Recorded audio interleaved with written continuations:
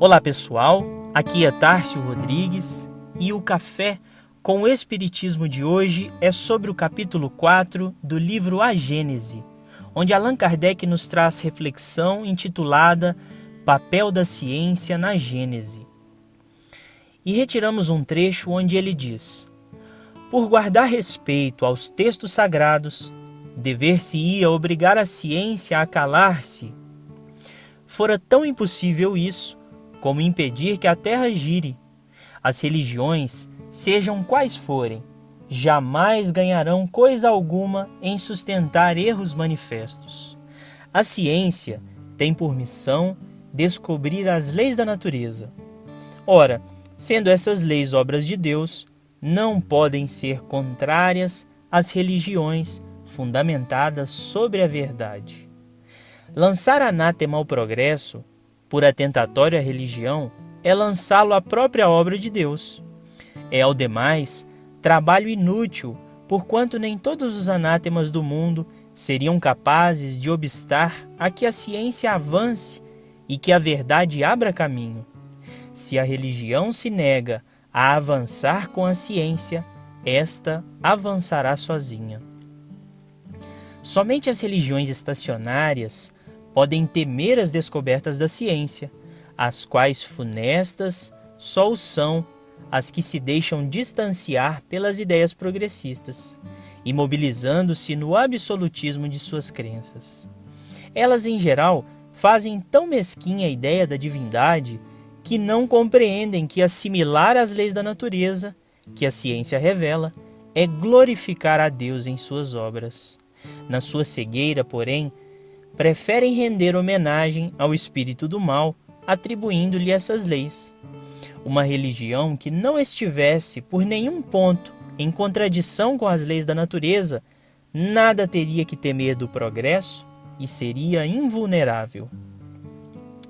Neste capítulo, Kardec traz um dos aspectos mais basilares do Espiritismo, que é estar fundamentado em fatos concretos, sujeitos à observação e à experimentação constante, para não retomarmos a obscuridade das crenças antigas, em que bastava uma interpretação dos sacerdotes para que os crentes aceitassem a fé sem nenhum lastro da razão.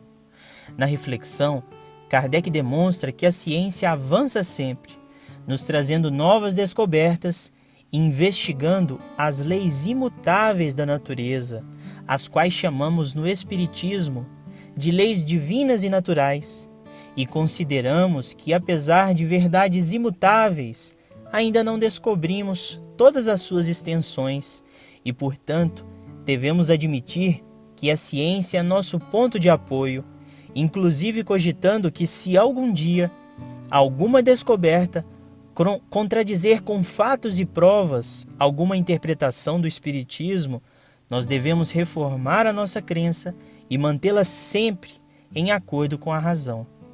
Ocorre que a ciência pouco investigou das leis morais e espirituais e, portanto, como demonstra Kardec neste capítulo, coube ao fenômeno mediúnico revelar a ciência e ordenamento moral, nos trazendo as primeiras bases em que se assentam as investigações futuras.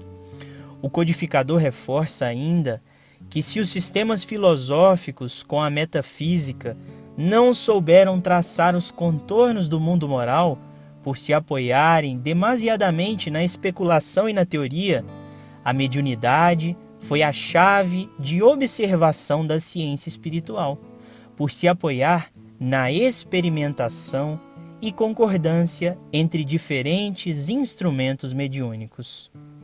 Como conclui Kardec, a mediunidade foi para o mundo espiritual o que o telescópio foi para o mundo astral e o microscópio para o dos infinitamente pequenos. Permitiu se explorassem e estudassem, por assim dizer, de visu, as relações daquele mundo com o mundo corpóreo. Que no homem vivo se destacasse do ser material o ser inteligente, e que se observassem os dois a atuar separadamente. Uma vez estabelecidas relações com os habitantes do mundo espiritual, possível se tornou ao homem seguir a alma em sua marcha ascendente, em suas migrações, em suas transformações. Pôde-se, enfim, estudar o elemento espiritual. Eis aí o de que careciam os anteriores comentadores da Gênese, para compreenderem e lhe retificarem os erros. Estando o mundo espiritual e o mundo material em incessante contato, os dois são solidários. Ambos têm a sua parcela de ação na Gênese. Sem o conhecimento das leis que regem o primeiro, tão impossível seria constituir-se uma Gênese completa, quanto a um estatuário dar a vida a uma estátua. Somente agora, conquanto nem a ciência material, nem a ciência espiritual hajam dito a última palavra, possui o homem os dois elementos próprios a lançar luz sobre esse imenso problema. Eram-lhe absolutamente indispensáveis essas duas chaves para chegar a uma solução, embora aproximativa.